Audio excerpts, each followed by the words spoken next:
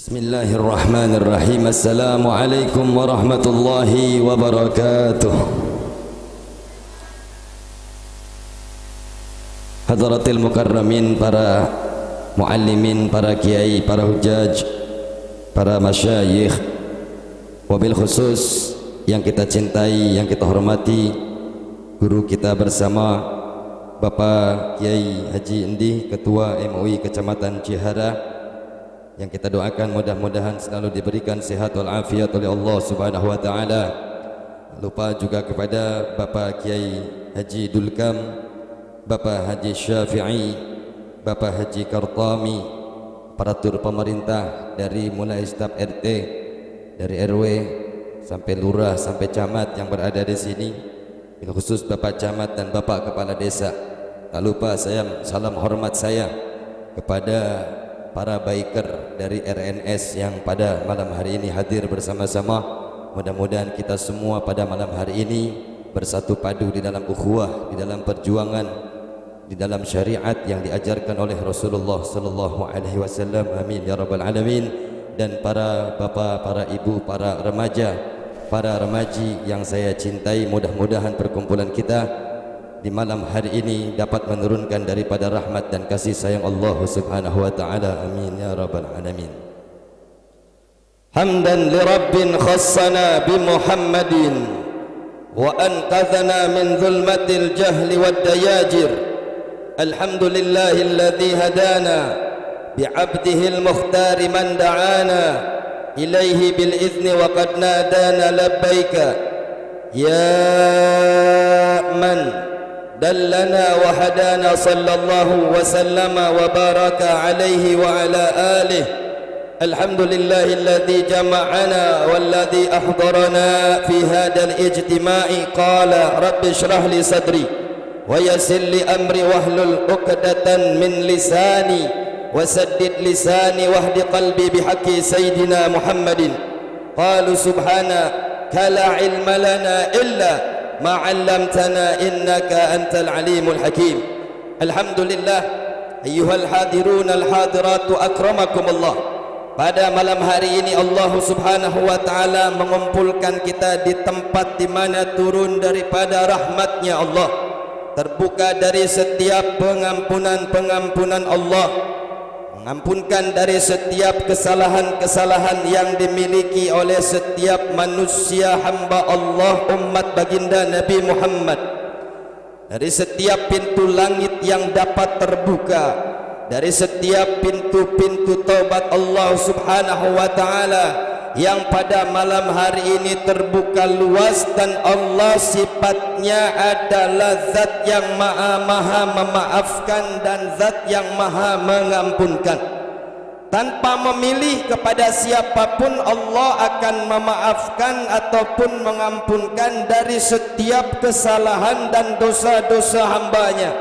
Apapun dosa dan perbuatan maksiatnya, apapun keadaan dan kepribadiannya, dari suku manapun dia dilahirkan, ketika dia meminta pengampunan kepada Allah, bersujud di atas sajadah, meneteskan daripada air matanya, maka pada masa itu Allah Subhanahu wa taala akan selalu membuka dari pintu pengampunannya. Dan itu semua Allah khususkan untuk kita semua sebagai umatnya baginda Nabi kita Muhammad. La fadla li arabiyyin wala li ajamiyyin illa bitaqwallah. Tidak ada keutamaan, tidak ada keunggulan yang Allah berikan kepada orang yang bernisbahkan nasabnya kepada orang-orang Arab, wala ajamiyyin. Demikian juga tidak ada keunggulan bagi orang yang hanya nisbahnya kepada orang-orang ajami, tidak bernisbah kepada orang Arab, illa bitaqwallah, melainkan yang akan mengangkat dan menjunjung tinggi harkat, martabat dan derajatnya adalah kerana sebab dia bertakwa kepada Allah Subhanahu wa taala. Hadirin hadirat yang dimuliakan Allah Subhanahu wa taala, bahwasanya perkumpulan di malam hari ini perkumpulan yang mengajarkan kepada kita kepada kelembutan, perkumpulan yang mengajarkan kepada kita kepada keluhuran, perkumpulan yang mengajarkan kepada kita untuk menuju perdamaian, untuk menuju saling toleransi, untuk menuju saling mengerti, untuk menuju saling menyayangi, untuk menuju dan mengenalkan saling mencintai antara satu sama lainnya, karena itu adalah salah satu yang diperintahkan oleh Rasul sallallahu alaihi wasallam. Apa kata Rasulullah? Irhamu man fil ard yarhamkum man fis sama. Maka milikilah sifat kasih sayang di antara sesama makhluk Allah, di antara sesama kalian, di antara sesama makhluk Allah Subhanahu wa taala, sekalipun makhluk tersebut adalah kita menganggap kepada makhluk itu adalah sebagai makhluk yang hina, apalagi kita yang namanya manusia. Kita tidak punya kemuliaan, kita tidak punya kehormatan, kita tidak punya pangkat derajat yang tinggi, melainkan pangkat derajat yang tinggi tersebut adalah pangkat yang diberikan oleh Allah Subhanahu wa taala. Jadi enggak ada manusia memiliki kemuliaan dengan tanpa izin Allah. Jadi enggak ada manusia memiliki keagungan dengan tanpa izin Allah. La izza illa min Allah, wala ilma illa min Allah, wala minnata illa min Allah, wala rizqa illa min Allah, wala hayata illa min Allah, wala mauta illa min Allah. Semua telah diberikan oleh Allah Subhanahu wa taala. Hadirin, hadirat yang dimuliakan Allah Subhanahu wa taala, maka kita pernah mendengar daripada maqalatul ulama, para ulama-ulama kita yang mengajarkan kepada kita untuk menundukkan dari kepala kita, untuk tidak membusungkan daripada dada kita, untuk membawahkan dari suara kita di hadapan mereka-mereka para asatidz kita, di hadapan mereka-mereka para masyayikh kita, di hadapan mereka-mereka para abuya kita, di hadapan mereka-mereka para abuya kita.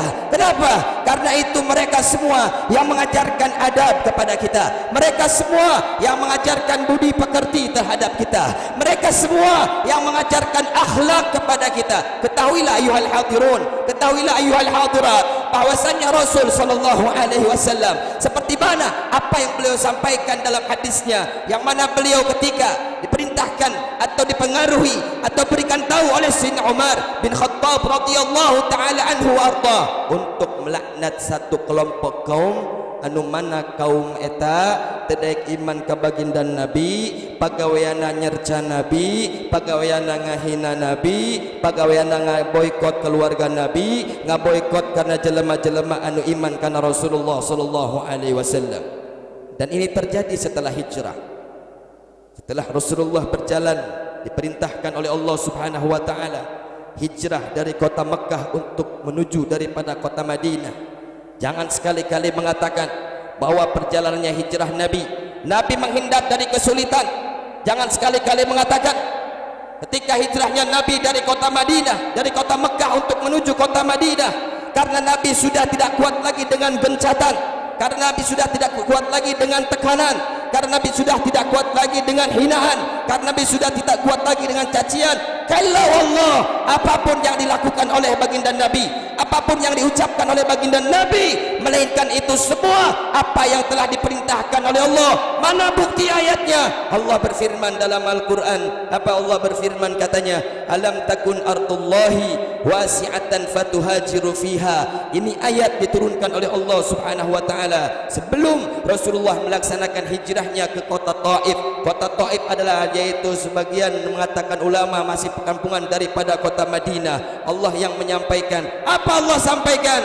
Alam takun ardullah wasi'atan. Wahai Muhammad, ai kanatil ardu wasi'atan, sungguh telah aku jadikan bumi ini adalah menjadi hamparan yang luas. Bumi ini tidak selebar dari daun kelor. Maka ajaklah kamu, ajaklah dirimu, ajaklah sahabat-sahabatmu untuk melaksanakan hijrah. Dan Rasulullah melaksanakan hijrah dari kota Mekah untuk menuju kota Madinah bukan karena beliau pengecut, bukan karena beliau penakut, bukan karena beliau sudah tidak kuat lagi dengan gencatan, dengan hantaman, dengan boikotan yang dilakukan oleh orang-orang kafir Quraisy, melainkan itu semua perintah dari Allah Subhanahu wa taala. Hadirin, hadirat yang dimuliakan Allah Subhanahu wa taala, tatkala di mana Sayyidina Umar memerintahkan kepada Rasul sallallahu alaihi wasallam memberikan masukan, ketika di mana Sayyidina Umar sudah masuk ke dalam agama Islam, Ketika itu Islam diberikan kejayaan dan kemuliaan oleh Allah Subhanahu wa taala, dibantu dengan paman beliau yang bernama Sayyidina Hamzah bin Abdul Muttalib. Sayyidina Hamzah ini adalah putra daripada pamannya Rasul sallallahu alaihi wasallam. Sayyidina Hamzah ini adalah pamannya baginda Nabi kita Muhammad sallallahu alaihi wasallam. Apa yang terjadi hadirin? Ketika orang kafir terus-terusan mendesak, ketika orang kafir terus-terusan mencaci maki, ketika orang kafir terus-terusan melakukan boikot dan cacian makian, apa yang dikatakan Sayyidina Umar? Ya Rasulullah, ini orang kafir udah keterlaluan ya Rasulullah. Ya Rasulullah, ini orang kafir sudah tak kepalang tanggung perbuatannya ya Rasulullah. Ya Rasulullah, ini orang kafir sudah kelewatan dari perlakuan dan perbuatannya. Maka ketika itu izinkanlah kami, kata Sayyidina Umar, untuk menghabiskan itu mulut-mulut Abu Jahal, untuk menghabiskan itu mulut-mulut Abu Sofyan, untuk menebas daripada mulut-mulut mereka orang-orang kafir yang selalu menghinamu, yang selalu menjatuhkanmu, yang tidak pernah iman kepadamu, bahkan memboikot dari setiap keluarga dan keturunan, bahkan orang-orang yang mengikutimu. Mendengar ini, Rasulullah sallallahu alaihi wasallam adalah makhluk yang tidak pernah bisa dipengaruhi oleh makhluknya yang lain.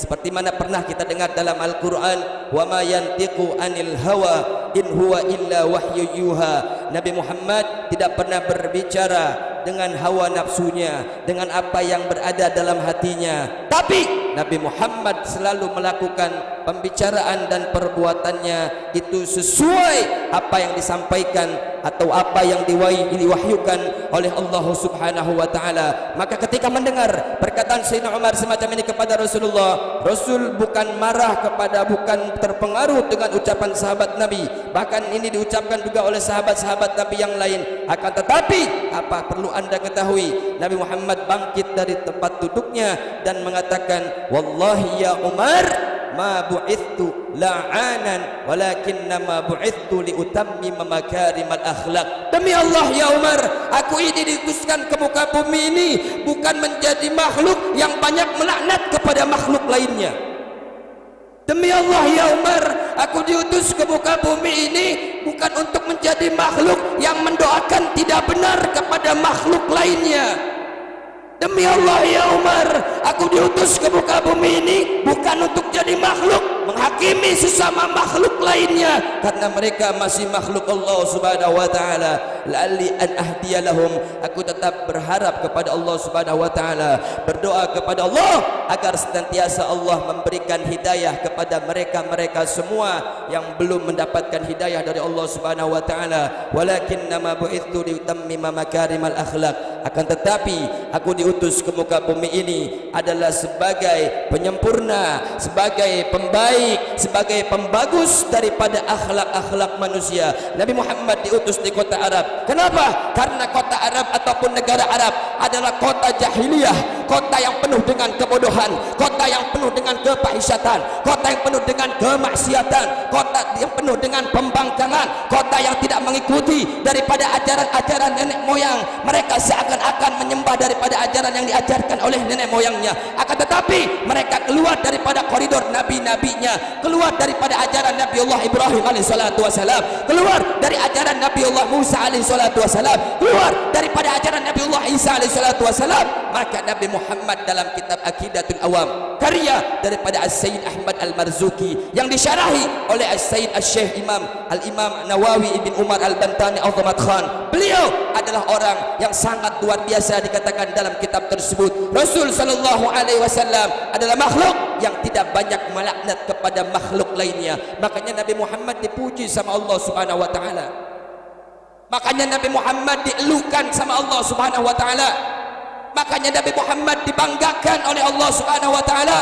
Allah senantiasa yang mengucapkan daripada pujiannya dalam hadis qudsi. Allah menyebutkan fa innaka la'ala khuluqin azim, karena sesungguhnya engkau wahai asrafal khalq, ya sayyidana wa ya habibana wa azimana wa maulana Muhammada.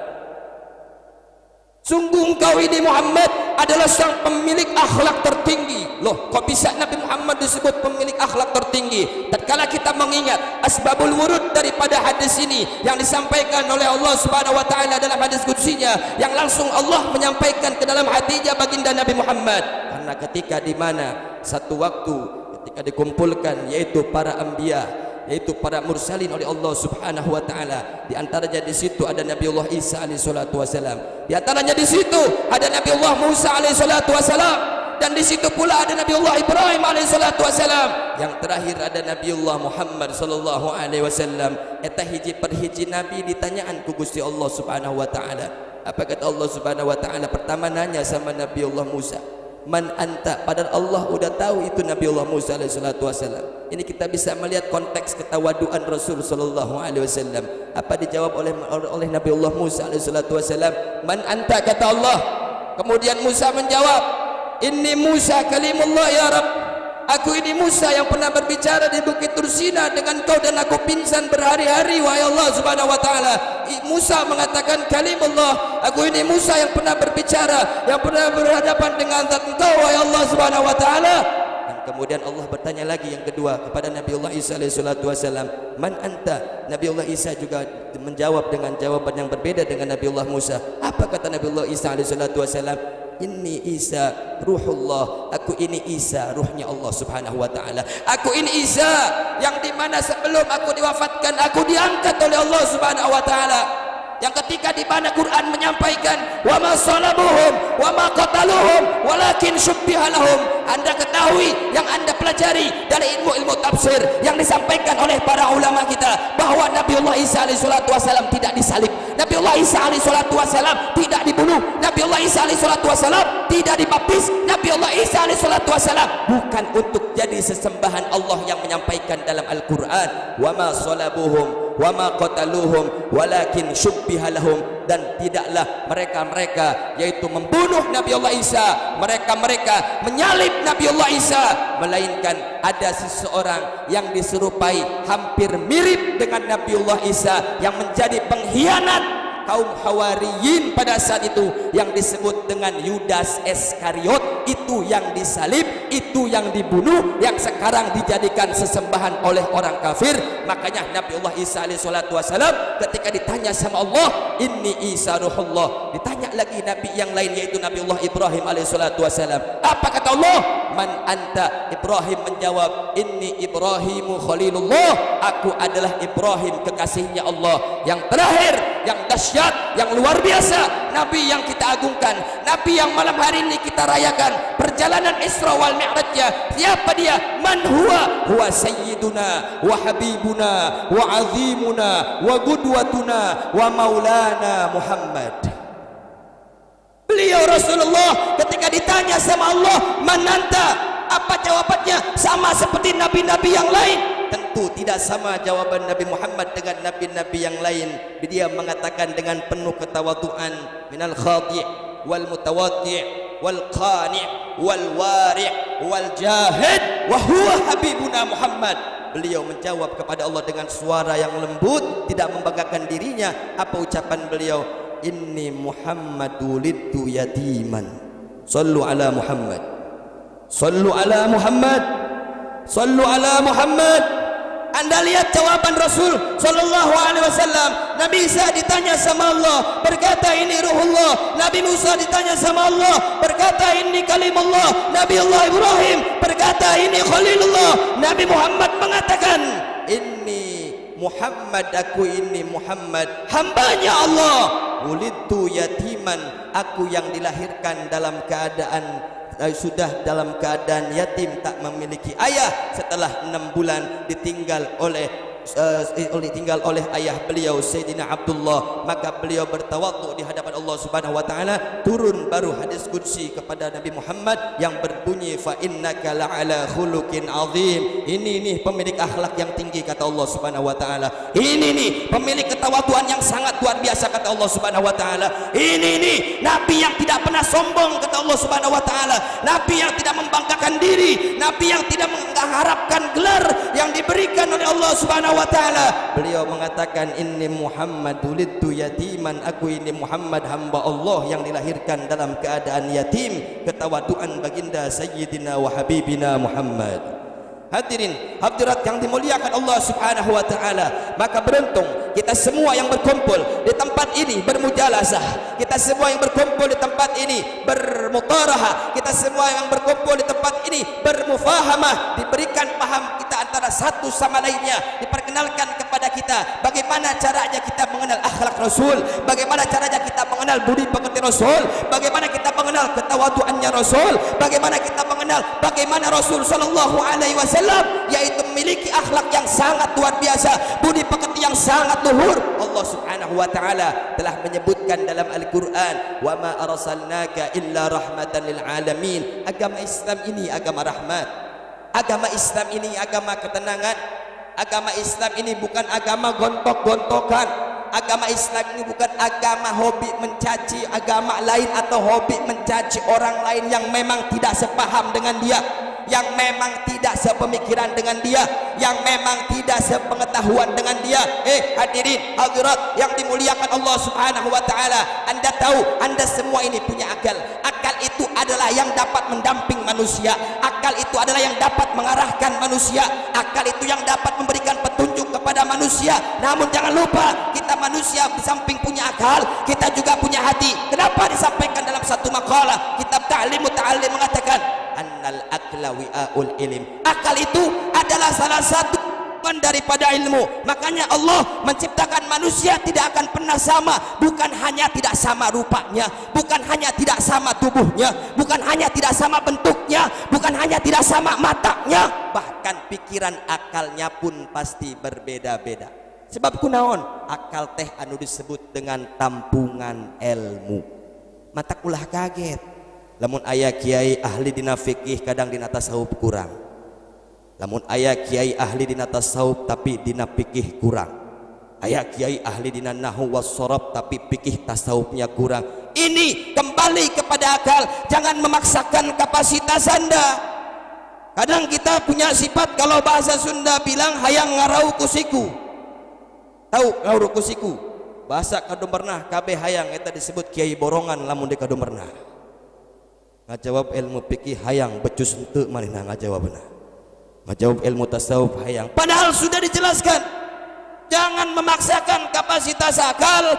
Manusia memiliki keterbatasan. Jangankan dalam pandangan mata, jangankan dalam seluncuran tangan, jangankan di dalam ketinggian kaki, apalagi dalam tampungan akal. Maka hargai perbedaan di antara kita, maka hargai ketidaksamaan di antara kita, karena tampungan akal manusia pasti berbeda-beda. Betul atau tidak?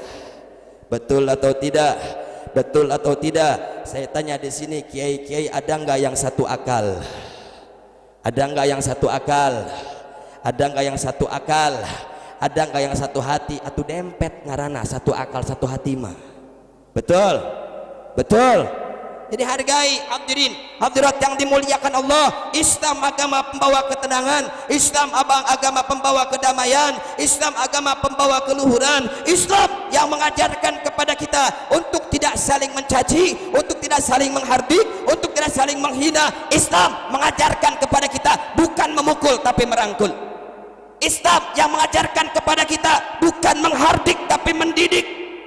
Islam yang mengajarkan kepada kita bukan mengancam tapi memberikan ketenangan di setiap hati manusia. Bayangkan hadirin hadirat yang dimuliakan Allah, bercermin saja kepada ulama-ulama salaf di zaman dulu, bercermin saja kepada ulama-ulama yang berada di zaman dulu.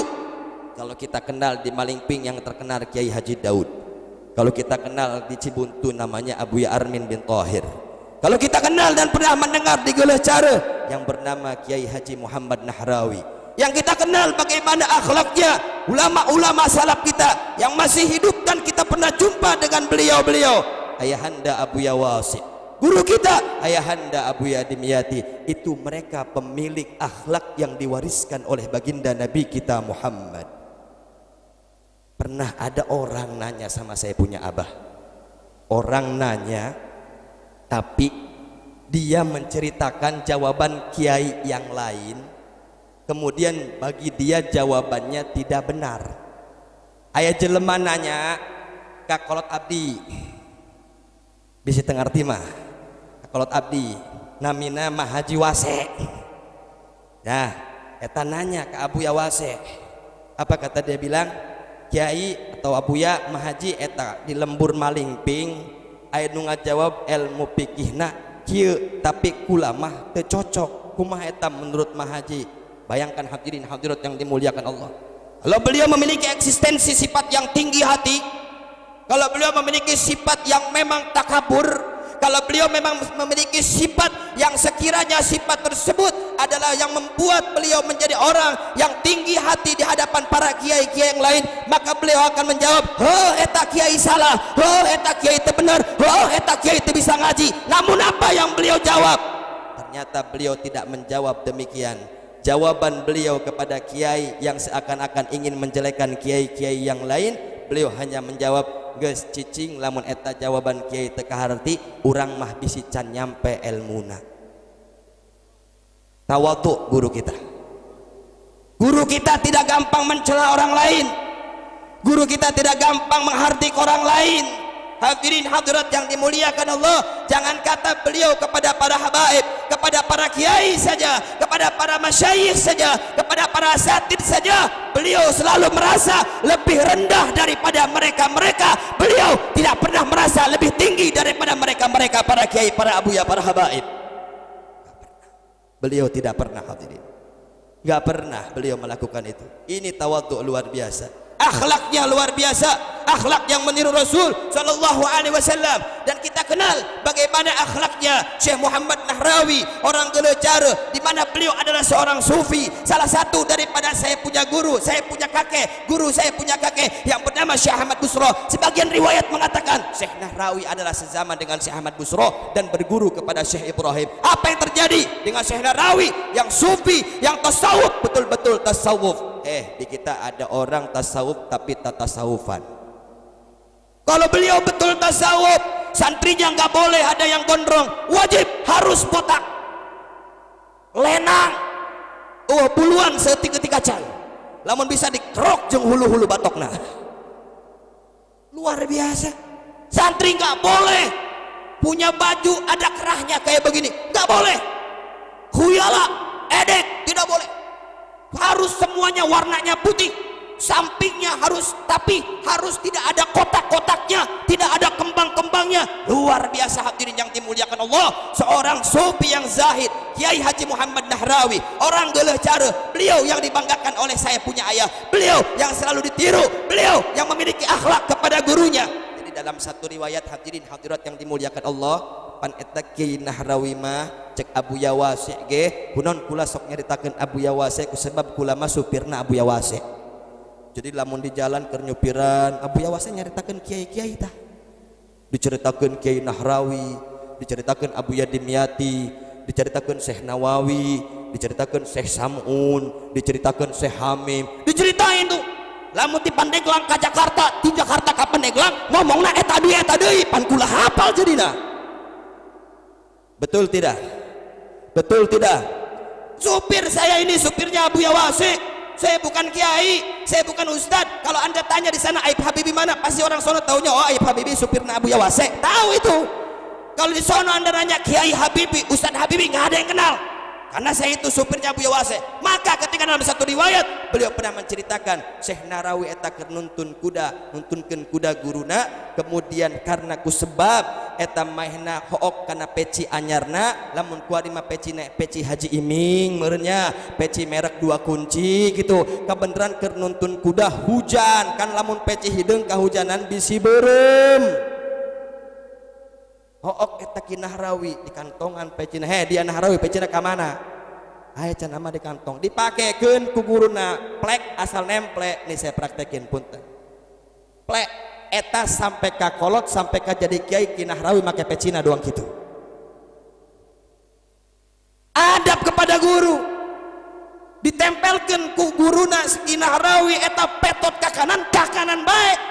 Nah jangan geus jadi kiai gede ngengkleh bae pecina. Adab kepada guru, taat kepada guru. himmah kepada guru. Nggak gaya kita. Kalau kita ngaku cinta kepada guru, ngaku mahabbah kepada guru, tapi perbuatan guru tidak ditiru, tapi perbuatan guru tidak dicontoh, tapi akhlak guru tidak ditiru, tapi budi pekerti guru tidak ditiru. Itu akhlak ulama salaf hadirin. Orang yang betul-betul muti kepada gurunya, pada akhirnya Allah berikan keberkahan kepada mereka semua. Terus apa tidak? Terus apa tidak? Ulama ceramah nasaki bae mau loba-loba. Terus betul. Sampai jam berapa? Sampai jam 12, sampai selesai saja ya. Kalau sampai jam 12 silahkan Anda lanjutkan di sini, saya beranjak pulang. Hadirin hadirat yang dimuliakan Allah Subhanahu wa taala, itu akhlaknya ulama salaf. Ketika gurunya, padahal guru itu tidak sengaja nempelkan peci karena hulu mainan lain haja-haja supaya pakai peci petot. Akan tapi karena akhlak, karena adab, karena menjaga ketaatannya kepada guru, petot pertama kali dipakaikan ke guruna sampai seumur hidup, sampai kena mautna tetap pakai peci petot bari jeung nyengkleh bisa babi taati ala syekh. Karena sebab ketaatana karena guruna. Hadirin hadirat yang dimuliakan Allah Subhanahu wa taala. Maka untuk itu, bagaimana mereka ulama-ulama salaf meniru daripada akhlak-akhlak Rasulullah, mencontoh daripada budi pekerti Rasulullah. Mereka semua adalah orang istiqamah. Mereka adalah orang-orang yang mudawamah. Mereka adalah orang-orang yang sangat luar biasa. Maka mereka memiliki pangkat yang agung di sisi Allah Subhanahu wa taala, diangkat oleh Allah karena mereka selalu memiliki sifat rendah hati yang memang tidak banyak dimiliki oleh manusia-manusia yang tidak berhati suci. Kadang kan kita kalau ngomong di depan orang, ya paling enak nunjuk orang lain daripada nunjuk diri sendiri, betul atau tidak? Ente nih yang salah, gue yang bener.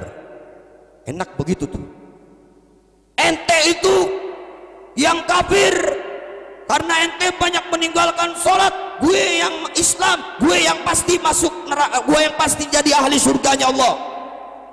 Hadirin hadirat yang dimuliakan Allah Subhanahu wa taala, man qala dzalika fa innahu min alamati su'il khatimah, kama qala Sayyidina Abdullah bin Ali bin Muhammad al-Haddad.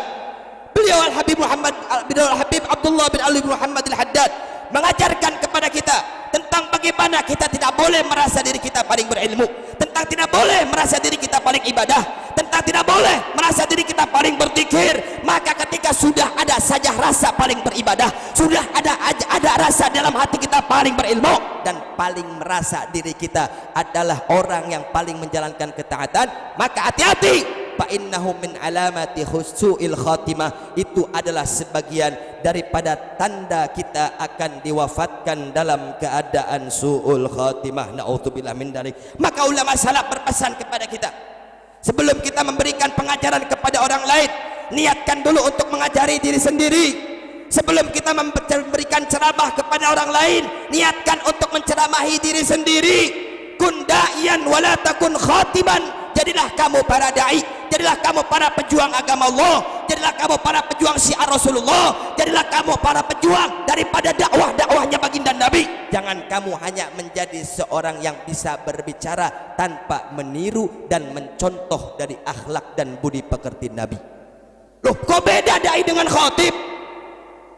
Ya jelas beda. Secara makna mungkin sama, da'i maknanya yang ngajak, khatib maknanya yang berbicara. Da'i berbicara, khatib juga berbicara. Akan tetapi indal istilah, kama fi kitab Al-Fawaid Al-Mukhtarah, karya daripada Al-Habib Ali bin Hasan Baharun, murid daripada Al-Habib Zain bin Ibrahim bin Smith, beda kedudukannya antara da'i dengan khatib. Kalau da'i, dia setelah berceramah pulang ke rumah dipikirkan isi ceramahnya, dipikirkan omongannya. Saya menyakiti orang atau tidak ya?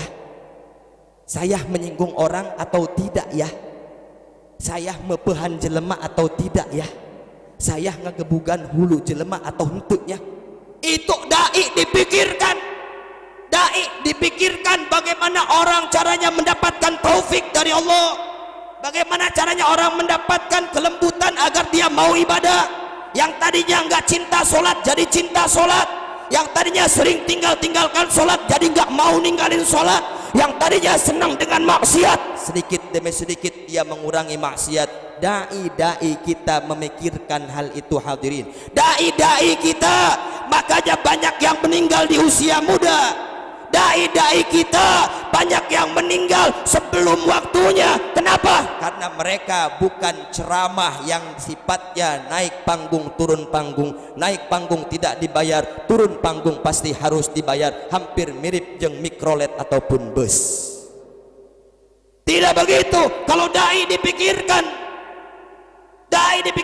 bagaimana nih mengajak umat, bagaimana mempersatukan umat, bagaimana mengajak umat untuk kompak beribadah kepada Allah, memakmurkan masjid, memakmurkan majlis taklim, bukan caci maki sana, caci maki sini, hina sana, hina sini. Inilah hadirin hadirat yang dimuliakan Allah. Maka Syed Abdullah Haddad mengatakan, kun da'iyan wala takun khatiban. Jadilah kamu dai yang memang betul-betul ingin mengajak manusia muslimin muslimat yang hadir di acara kamu untuk senantiasa dia bisa mau beribadah, dia bisa mau sholat, dan dia mau meninggalkan daripada perbuatan maksiatnya. Wala takun khatiban, jangan kamu hanya jadi orang yang bisa hebat dan gagah berbicara di atas panggung saja. Mudah-mudahan Allah maj'alna minad da'in, Allah maj'alna minad da'iyyin wa da'iyat, Allah maj'alna minad da'iyyin wa da'iyat, Allah maj'alna minad da'iyyin wa da'iyat lillahi wa li rasulihi ta'ala. Amin ya Allah ya rabbal alamin. Hadirin hadirat yang dimuliakan Allah Subhanahu wa taala, 15 menit lagi. Malam ini kita berbahagia. Berbahagia ada seorang putra yang dikhitan, walaupun awalnya tegang-tegang dan panik-panik ayah dan bundanya. Walakin insyaallah putra yang dikhitan adalah dijadikan putra yang soleh, yang mana dia adalah bernama Muhammad Faisal bin saudara, kalau saya taunya Abud. Abud itu apa, emang hidupnya kalang kabut atau gimana itu? Saya nggak pernah tahu itu. Mudah-mudahan dijadikan putra yang soleh, bapak dijadikan bapak yang soleh, ibu jadikan ibu yang solehat. Maka ketahuilah hadirin hadirat yang dimuliakan Allah Subhanahu wa taala, lamun ditarik ku urang tina ayat Al-Qur'an, anu kiai-kiai di dieu mah, anu ustad-ustad di dieu mah geus nyarahun kabeh ge sabenerna mah geus teu butuh, geus teu kudu diceramahan deui ku abdi. Udah nggak usah dengerin saya ceramah, nggak usah dengerin ustad-ustad yang lain ceramah, apalagi ustadnya belum ngaji kitab Fathul Mu'in, apalagi ustadnya belum ngaji kitab Fathul Wahab kayak saya begini. Jangan ceramah-ceramah di sini. Makanya saya nggak ceramah di sini, makanya saya nggak mengajarkan orang sini. Maka kalau kita tarik dalam ayat Al-Quran, Allah menyampaikan bahwasannya tsumma auhayna ilaika anittabi' millata Ibrahima hanifa wa ma kana minal musyrikin. Bahwasannya apa kita garis bawahi dari pada kalimat tsumma auhayna ilaika anittabi'. Kita lihat hadirin hadirat yang dimuliakan Allah, Nabi Muhammad jaraknya beberapa tahun dari Ibrahim, jaraknya beberapa tahun untuk berjumpa dengan Nabi Muhammad, untuk sampai ke zamannya Nabi Muhammad. Akan tetapi Allah sampaikan dalam Al-Quran bahwasannya Allah telah memerintahkan dan kami telah mewahyukan, kata Allah, kepada Nabi Muhammad untuk senantiasa mengikuti daripada sunnah atau perbuatan yang dilakukan oleh Nabiullah Ibrahim alaihis. Jadi sunatan etat zaman Nabiullah Ibrahim silahkan dibaca dalam kitab Sulamut Taufik, dalam kitab-kitab fikih yang lain tentang bagaimana sunnah yang diperbuat oleh Nabiullah Ibrahim dan sampai sekarang masih dilakukan oleh baginda Nabi Muhammad, termasuk memotong kuku, termasuk mencabut bulu ketiak, termasuk qasrus syarib, ngaguntingku kumis, asal ulah jenggot mah ulah dibotakan. Eta lamun menurut madhab Imam Maliki hukumna makruh, tapi lamun menurut madhab Imam Syafi'i khawatir mendapatkan laknat dari Allah Subhanahu wa taala. Akan tetapi anu paling beruntung eta jelema anu taya jenggotan, anu taya kumisan, bisa disebut gantar atau meja eta ku batur. Hadirin hadirat yang dimuliakan Allah Subhanahu wa taala. Maka banyak perbuatan kita melihat Nabi Muhammad saja yang jaraknya jauh ke Nabiullah Ibrahim alaihissalatu wassalam. Allah perintahkan untuk mengikuti apa saja yang diperbuat oleh Nabiullah Ibrahim, oleh nabi-nabi sebelumnya. Nabi Muhammad bukan perubah budaya. Nabi Muhammad bukan pembangkang nenek moyang. Nabi Muhammad bukan penghancur agama-agama terdahulu yang Allah telah menurunkan kitab Taurat, yang Allah telah menurunkan kitab Injil, yang Allah telah menurunkan kitab Zabur. Akan tetapi risalahnya Nabi Muhammad adalah risalatun tamatun amatun linnas. Ini risalahnya Rasulullah, risalah yang sempurna, risalah penyempurna, risalah pelengkap daripada risalah-risalah yang sebelumnya diturunkan sebelum diutus baginda Nabi kita Muhammad. Namun orang ditarikkan ayat ia pasti orang kudu diingatkan karena kiai-kiai baheula. Jadi ngesulah jauh-jauh. Kita nggak perlu bercermin ke jauh. Nabi Muhammad saja disuruh mengikuti apa saja yang dilakukan oleh Nabiullah Ibrahim alaihissalam. Maka orang sini juga tidak usah jauh-jauh, tidak usah berpikir kepada jauh ya, apalagi berpikirnya kejauhan sampai berhayal. Ikuti saja apa yang sudah diajarkan oleh kiai-kiai kita di kampung ini. Lamun kiai di dia sok marhabaan atau orang marhabaan baik. Lamun kiai di dia isok manakiban atau orang di dia tetap manakiban baik. Kalau kiai gemar dengan tahlilan atau orang mah tetap tahlilan baik. Kalau kiai gemarnya merayakan maulid, kita mah tetap maulidan atau Isra Mi'raj saja. Dan kadang-kadang kiai masuk minteran teh lamun besek na kiai warna berem, besek masyarakat mah hidung baik. Lastein kudu ridho karena kiai mah nekung mah kiai mah pasti hayang menang bae, betul. Kiai mah kudu menang jeung hayang menang kiai. Sampai ada satu cerita hadirin yang dimuliakan Allah, sebelum saya tutup acara ini. Sebelum saya tutup acara ini saya ada cerita dari orang tua saya Ayahanda Abu Yawasi. Dia mengatakan bahwasannya ketika di mana tos ngariung tak kebenaran eta meureun sohibul baitnan teu ngecek atau kumaha kiai dibekelan berkat anu berkatang geus tareh asem. Di baheulapan kiai lamun ngariung laleumpang suku teu doang ku kiai kuari ka masjid bage pake motor deredet bari jeung motorna gandeng. Betul. Kiai baheula man teu lamun ngariung leumpang suku di Lempong ka Cihara leumpang suku pengkor heng nyahona. Kiai baheula leumpang suku barang nyampe perengah jalan geus ngariung di Cihara ceritana kiaina orang Lempong ngaranna Muslim. Kiaina orang Lempong ngaranna Muslim. Barang kitu ngadar besek main di tengah jalan nyampe ka hareup tanggeus lapar, maklum Muslim marada beuki dahar eta Muslim. Muslim eta sok minteran santri nama hataman main nama teu hataman. Sallu ala Muhammad. Ya, padang nyampe di jalan main lapar, geus lapar, main dahar dibuka jeung santrina kabehan darahar, tah santri ada santri mah kuat pan ngajar kejo asem ge santri mah kuat bae. Deuk asem, deuk hangit, deuk hapuk hajar blek. Kadang di dahar tah ku kiai teu kebol main kana geus peuting eta jam 12 ngariung, kemudian manggi musola. Yan musola main istirahat bareng sare kekerebekan beteungna hayang ngising tah kiai. Kiaina hayang ngising. Culak ciluk nganter ka santri kiai mah gengsian pan tu kiai ieu lamun anter coba ceng anter kiai ngising ih naon kiai jeung borangan bisa dikitu santri eta akhirna nu ngaranna kiai Muslim ngising di pangimaman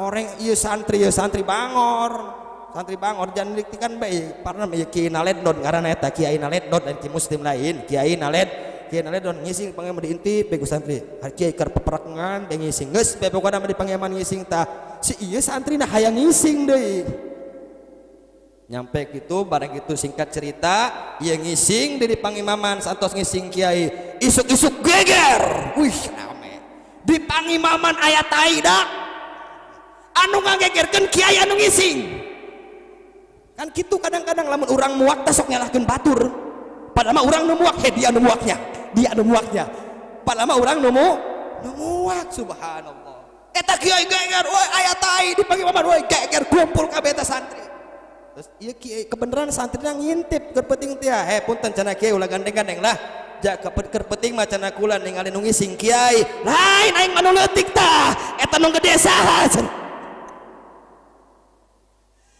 Kalau gitu ya, kita berdoa kepada Allah Subhanahu wa taala. Saya tidak bisa berpanjang lebar, insyaallah diundang deui ka dieu, mudah-mudahan dipanjangkeun umur ku Gusti Allah Subhanahu wa taala, dan kita berdoa mudah-mudahan Indonesia dijadikan negara yang aman, amin.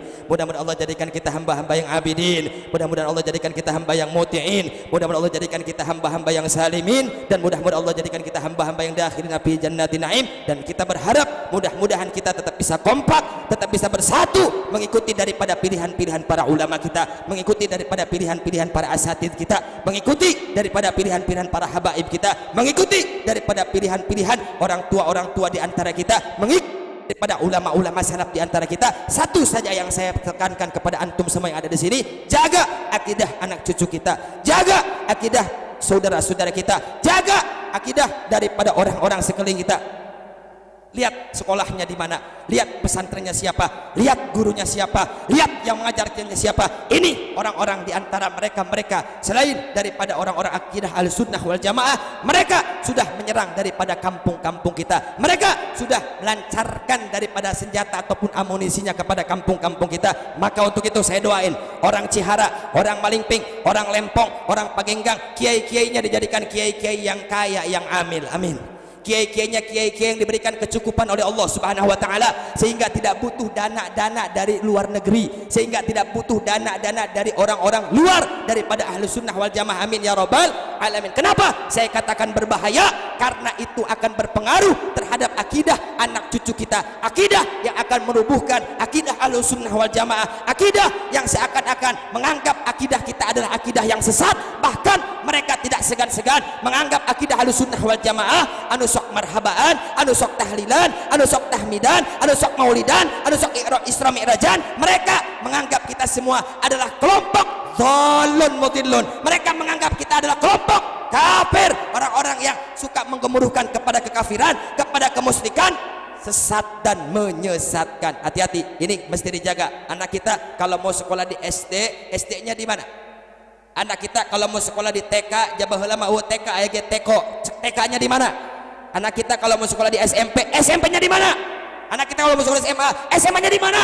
Termasuk anak kita mau pondok pesantren, lihat gurunya siapa, sanadnya nyambung atau tidak kepada Rasulullah Sallallahu Alaihi Wasallam, ngikuti gurunya atau tidak. Satu pelajaran yang pernah saya ambil daripada saya punya guru Al Habib Munzir bin Fuad Al Musawa pernah menyebutkan, unzuru amman ta'khudul ilma. Lihat dulu sebelum kamu mengambil ilmu dari seseorang, lihat akhlaknya, lihat budi pekertinya, lihat sanadnya, lihat keilmuannya, lihat ibadahnya, lihat zikirnya, lihat pembacaan lisan fasih atau tidaknya, wabil khusus lihat daripada akidahnya, ngikuti akidah orang tua dulu atau tidak, ikut ulama salaf atau tidak, ikut kepada ulama-ulama sebelum dia atau tidak, ikut terhadap perbuatan yang dilakukan ulama salaf atau tidak. Kalau tidak, jangan berikan kesempatan kepada anak cucu kita untuk mendekat kepada orang-orang alim yang seperti demikian. Rabbana anfa'na bi barakati syurafa wahdinal husna bi hurmatil ulama wa amitna fi tariqati syuhada wa ab'idna minal fitan wal mihan wal balwa wa sallallahu ala sayyidina Muhammad wa ala alihi wa sahbihi wasallam walhamdulillahi rabbil alamin. Kurang lebihnya saya mohon maaf, saya tidak berkampanye di sini, saya tidak akan menggiring opini di sini. Insyaallah antum semua yang berada di sini sudah lebih paham yang mana yang harus dipilih, yang mana yang harus tidak dipilih, yang mana yang harus dicoblos, yang mana yang tidak harus dicoblos. Yang jelas mah kalau saya setiap pulang ceramah pasti nyoblos istri. Usikum nafsi bitaqallah. Assalamualaikum warahmatullahi wabarakatuh.